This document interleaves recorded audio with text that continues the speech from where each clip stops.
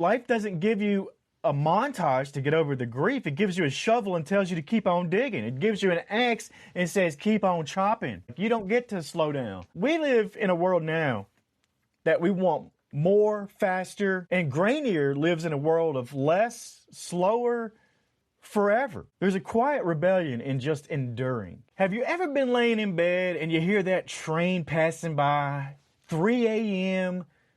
Sometimes the train whistle is like a lullaby, and others it's a warning sign. Why is that? Today's movie is Train Dreams.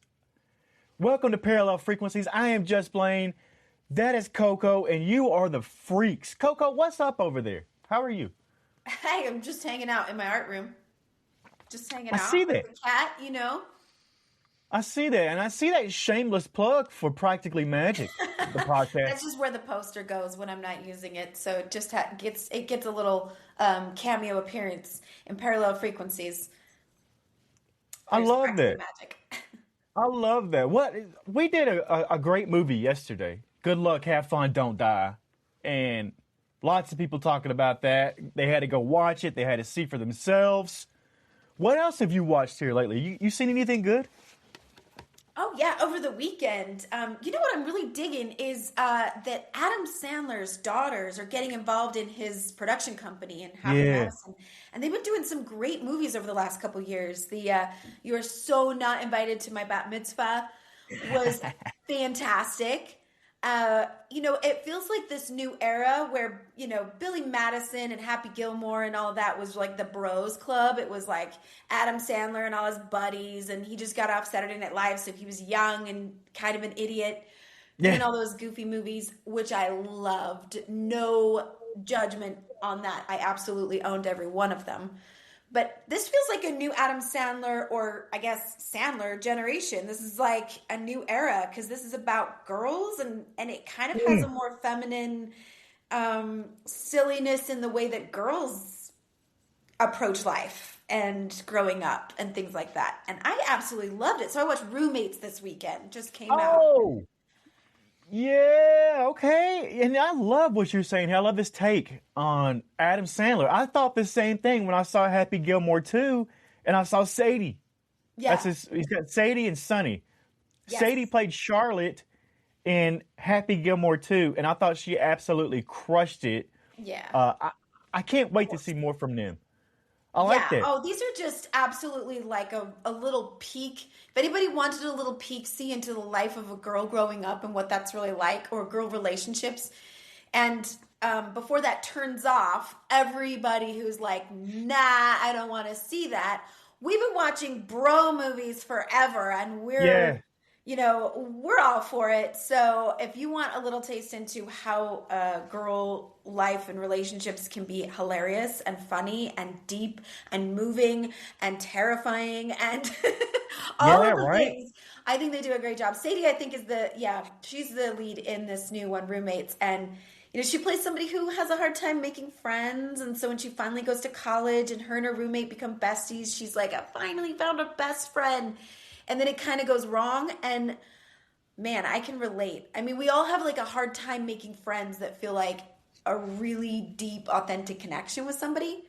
Yeah. And sometimes you feel really wary of that relationship of like, I want to be besties with this person, but can I trust them? Are they going to betray me in some way?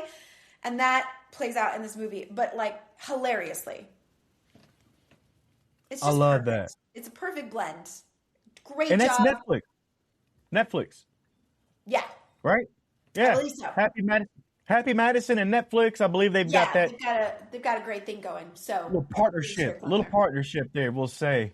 I love that though. I watched a lot of sports. I will say that. I watched about 12 NBA games in the last just couple days, plus the weekend. I love it. I'm all about it. We won't talk sports right here, but this is Ride the Wave Media, and we do have a sports show. Those guys. Yeah, we got to bring those guys in on that talk. Right, and it's hosted by a former Denver Bronco. He played in the NFL. So this guy, Nick Ferguson, I love him, buddy of mine. Go check out that show if you want to hear more sports talk. There was another sports thing that happened over the weekend. We have a new fastest human ever. Sebastian Saw from Kenya ran the first ever sub 2-hour marathon. Oh my Sub gosh. 2-hour marathon. Marathon? No way. He had to average, listen to this, he had to average 4 minutes and 33 seconds per mile for 26 miles. Insane. I don't think I could run a mile in. Could we run a mile in under 2 hours? You know, I've been trying to get back into running. I used to do cross country, but I was still never good at the long distance running. My endurance is just not. I have short little legs. Short little legs trying to run. And I think I might be allergic to running because I break out in itching in my legs. I think it's like a circulation problem or something. That's wild. Freaks, if there's any runners out there that can let me know why that happens, I would love to know because I've asked everybody. I have no idea why that happens. But I've been trying to little by little build myself up to 2 miles. I'm like, 1 mile. I did it. Yeah, I can do it in like 16 minutes. I used to love to run. It's ridiculous. I can't get into it anymore. I just can't do it. I think it's a thing. It's a thing, but there is runner's high, and that's a real thing. So even if it's a mile, even if it's just 1 mile and you just run that over and over and over again, get a little faster each time, you get this high that's pretty awesome. You can make it happen. But man, 2-hour marathon, that's insane to me. And we live in an area that runners would love. It's beautiful. It's beautiful scenery. It's beautiful to look at. And that's much like our movie today on, what are we calling this? Top Tier Tuesday? Top Tier Tuesday. For those who were hoping to get in on Tube Tuesday, TV Tuesday, we took a break from that to cover some of the award-winning movies and award-nominated movies since we had the Oscars last month. I wanted to touch on some of these great movies that they got to cover in those awards. Yeah, and this one right here, Train Dreams. I saw it on Netflix. It's on Netflix right now. This is our Netflix episode, I guess. I guess it is. Giving them a shout out, giving them a plug, even though they're raising the prices again. We won't go into that. Ugh, but don't get me started. Right? Train Dreams, though. It's not your typical popcorn flick. It's soul uncomfortable cinema. Rugged, beautiful, and it's got enough dirt under its fingernails to start a garden. This movie feels dirty. And it doesn't. I think Roger Ebert and them, I don't know if it's him or whoever it is, but they said it too, and they said this is one that you just take in. Yes. You let this movie, and that's what this whole movie is. It's very average, let's just say. Now, I'm not talking about the movie, but the story and the life and what is happening ordinary. It is. It's like, right? This guy's a forgotten person in history, really. And there's so many like this that you could pluck out and tell a story just like this. And you can see that everybody's the main character of their own story, kind of. Right. That's exactly. It's an ordinary life made epic just by being what it was for the time period between the 1920s and 1960s. This would have been probably a pretty average life. I mean, struck with tragedy, but there were probably a lot of families in the West, things getting, expanding and pioneers out settling new territory and things like that, a century or generation before that. But just the idea of like a pretty average life, Yeah. People die, people live, people are born, and they just live out there in this wilderness.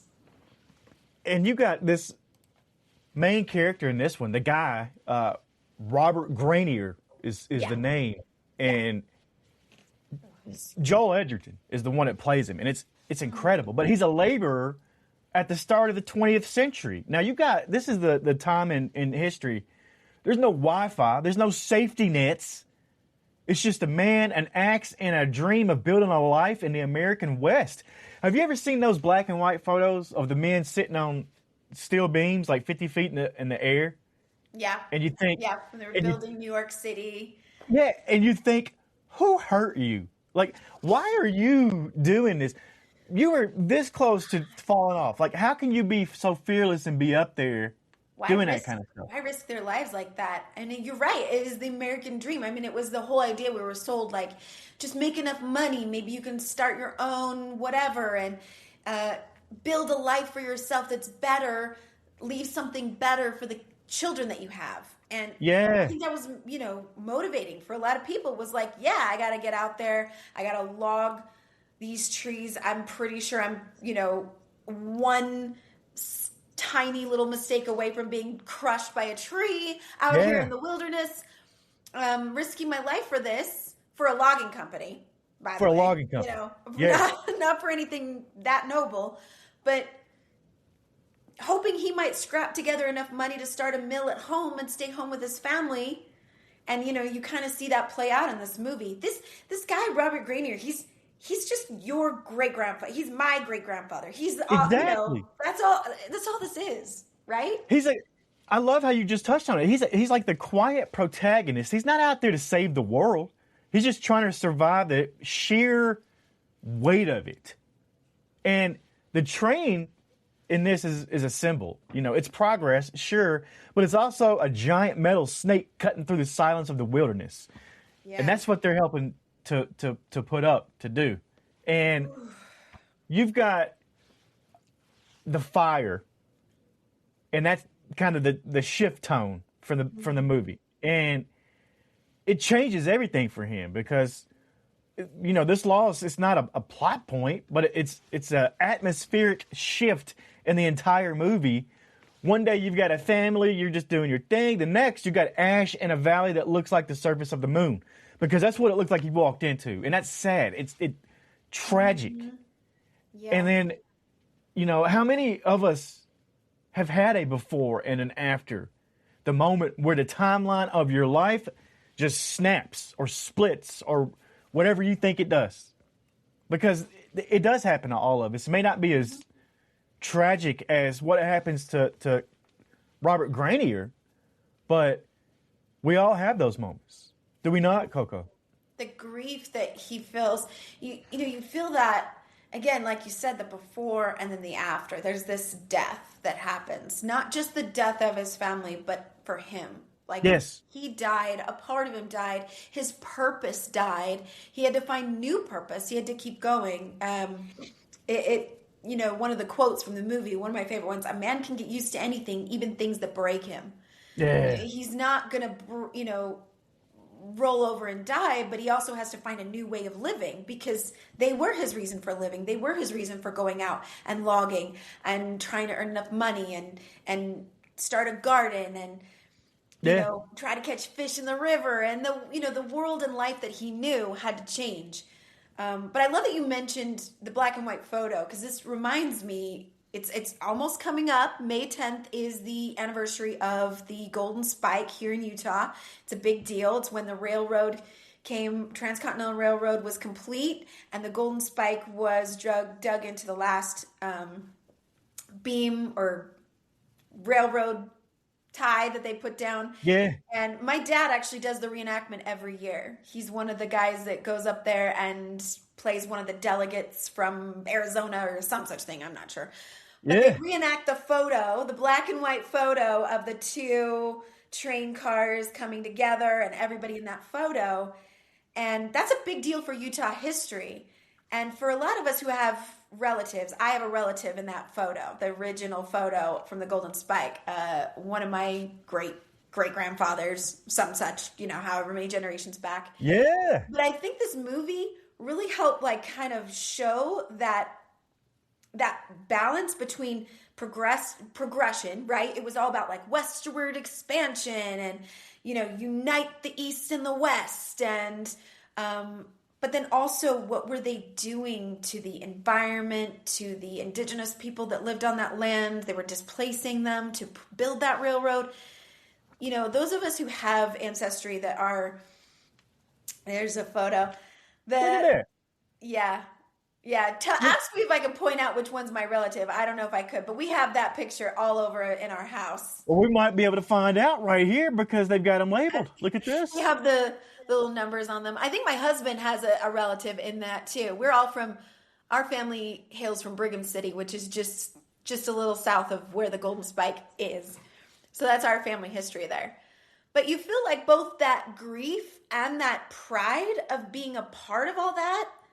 And it's like, I don't know, I feel like that was really displayed well in this movie. That William H. Macy playing Arn Peoples, kind of the wise old man with all his wisdom and all the years he spent out there in the wilderness logging. And he says things like, the trees being friends until they're being our friends until they're our enemy when the blade first hits and we go to war, right? Yeah. And he has a quote in there: "The world is in I'm going to mess this up. The world is intricately stitched together, boys.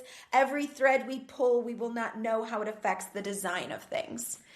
So he kind of had this wisdom to share with these young men where it's like, it's not just about money. It's not just about being out here logging these trees for this logging company, but it's about respecting the balance of things. As you're out here, you're influencing future generations by taking these trees down, and what that will inevitably do to our future.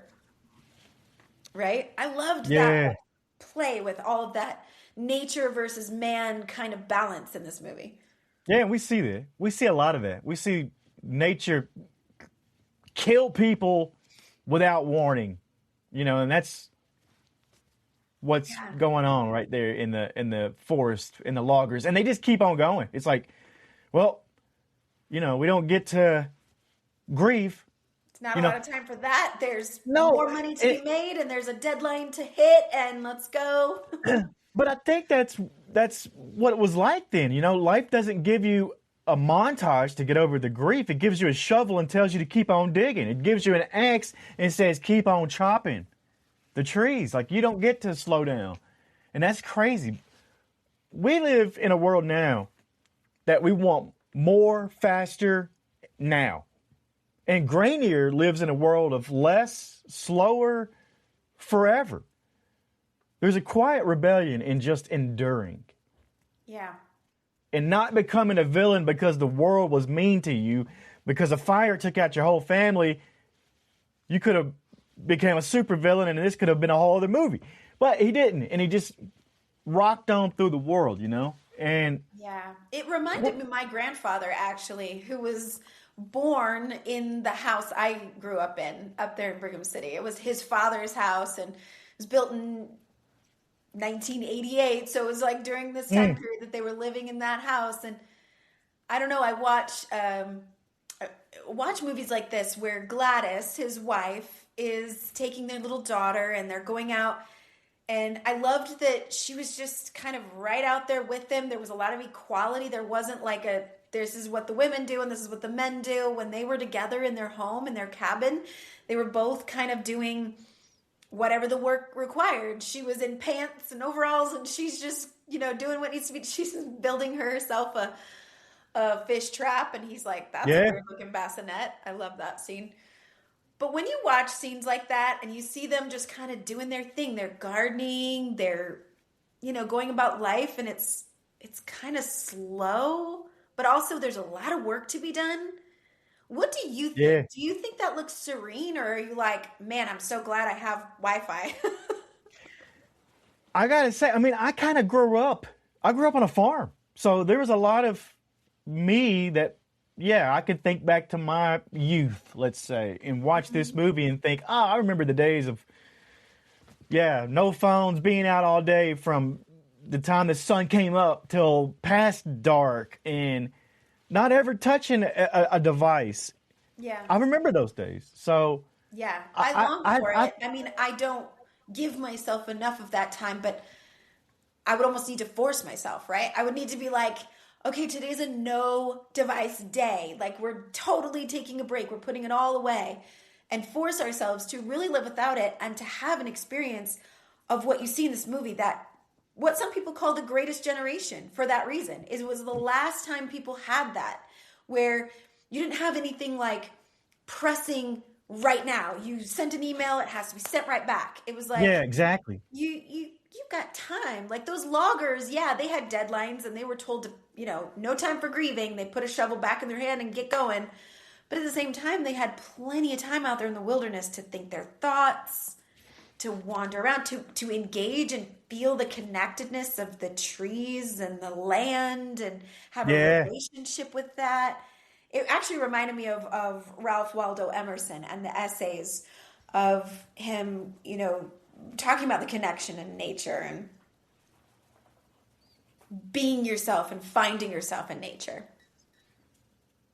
I do. I think that that's something in this movie that comes through the screen too. I think it's also ironic that we're sitting at home watching this beautiful movie on these high-res 4K TVs, and this guy's only looking for a dry place to sleep. Like the irony between the two of these is crazy about the time that we're watching this. I want to point out the cinematography because you do get lost in this movie. You will, if you don't like roughing it out in nature, you're not going to like this movie, or you might love it because you can get dirty. And I couldn't do it.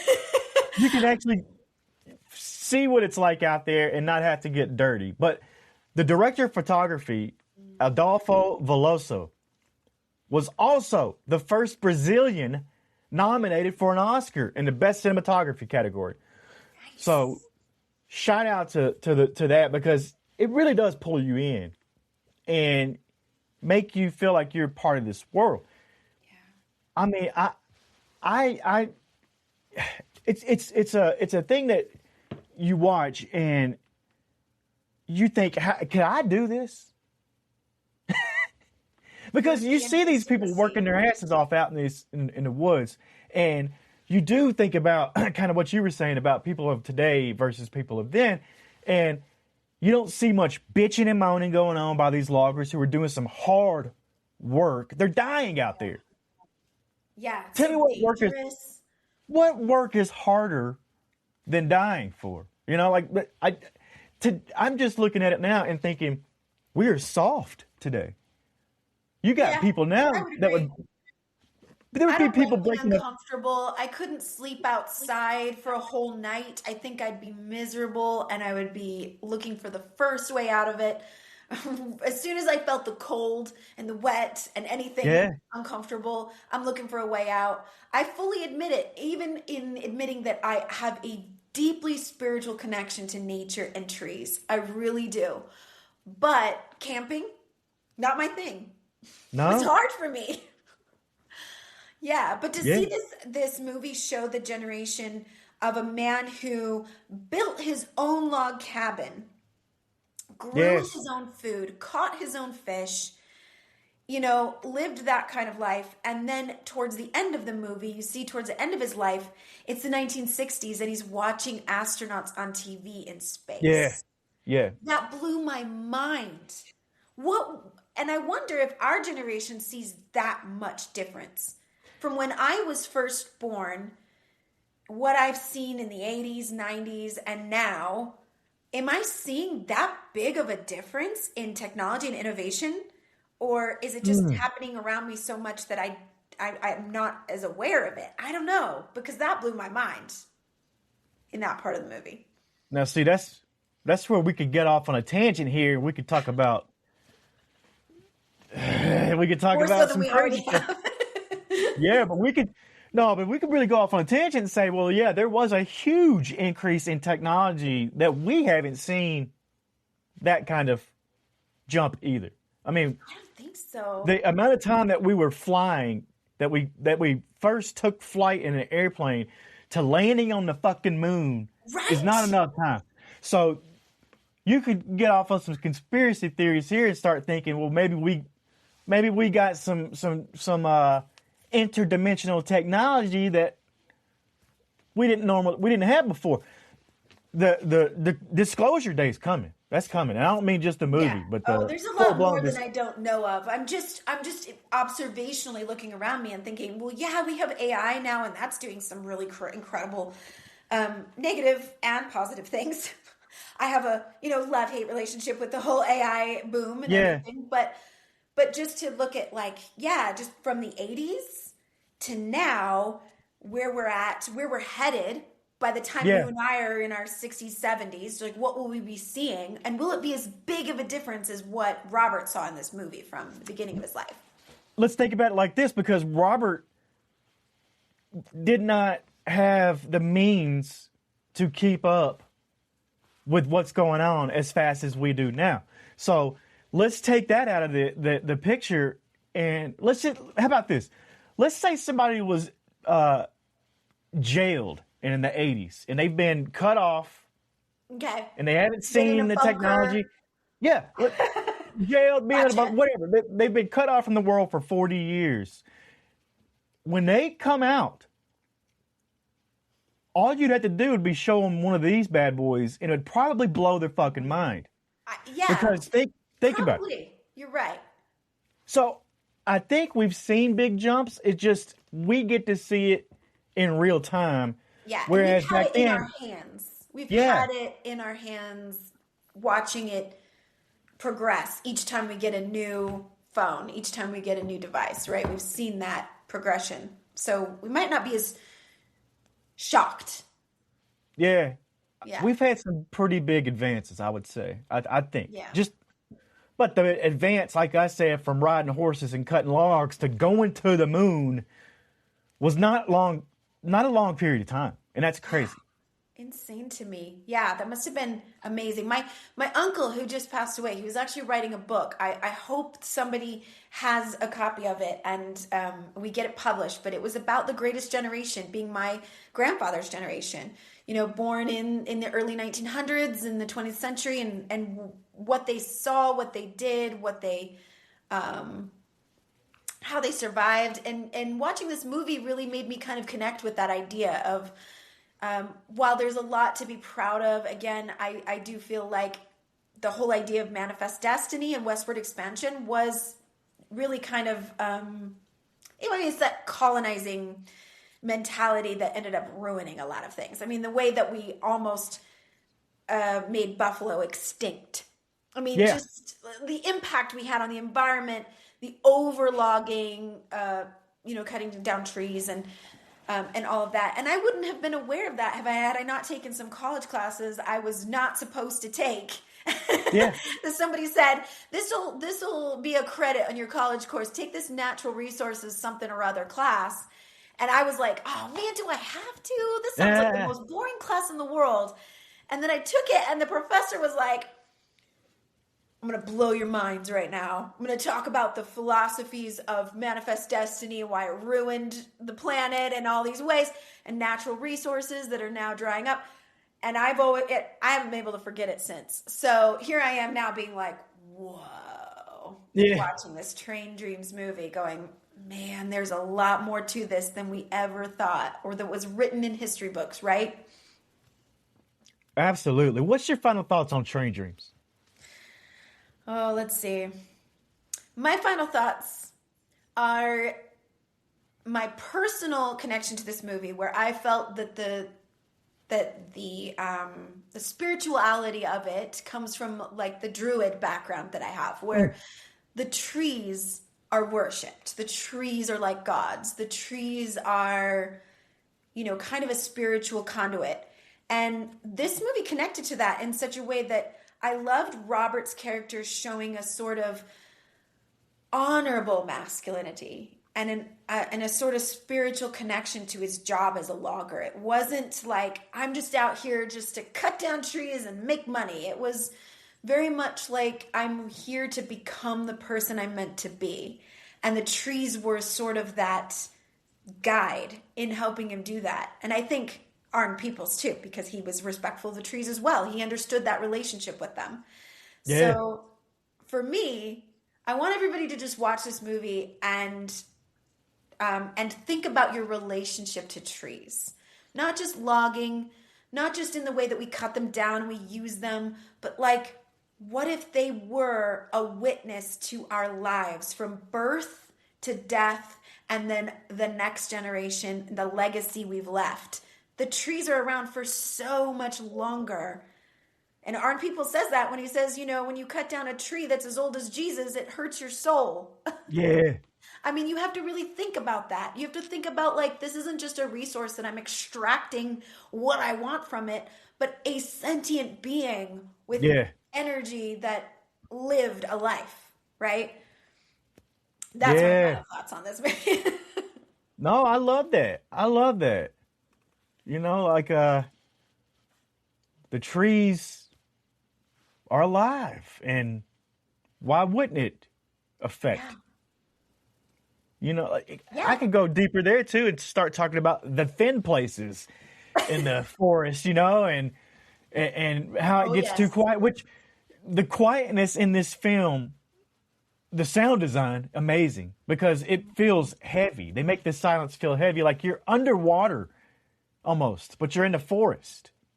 And what you know, the woods are weird anyway. What's the strangest thing you've ever seen out in the woods? Or have you been in the woods enough?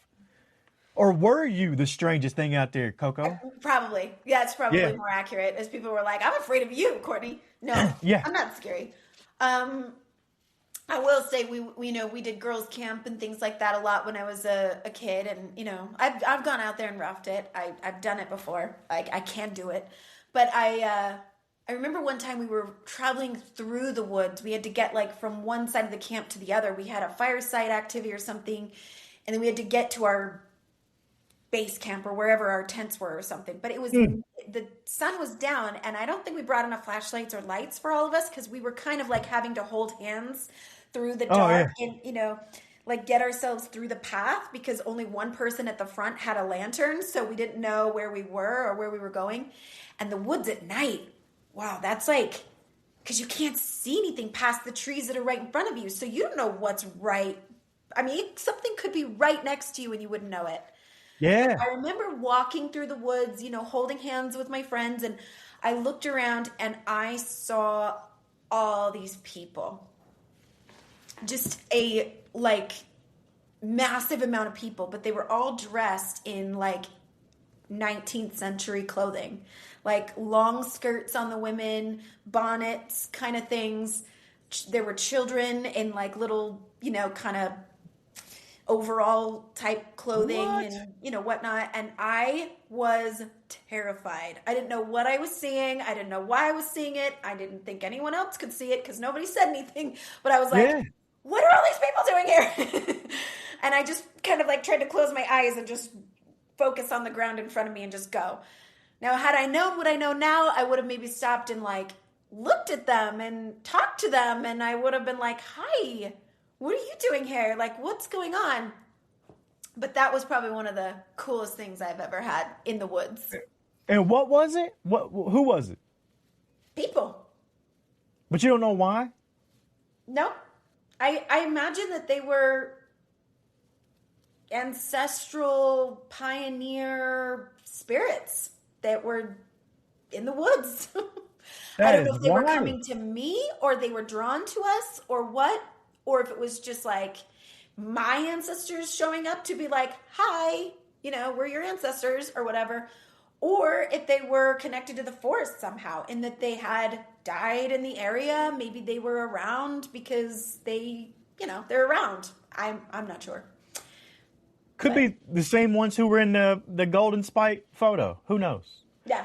What about the Wolf Girl in the Oh Train yeah, we Dreams didn't talk movie? about the wolf girl. Oh my gosh. Wolf Girl, Adam mentioned is the wolf that girl. supernatural? Is he seeing it? Is he not seeing it? Like, there's a whole thing to that, and you're talking about it right there. Like, you don't know what's out there in the woods. Yeah. I mean, was that just like an intense yearning in his heart for his daughter and wondering what really happened to her? And maybe she Yeah. didn't die in the fire and he didn't know. And so, yeah, it's not fully clear, but I love the representation of that grief in that you could see him, processing it. Like, oh, it's her, it's Katie, it's my daughter.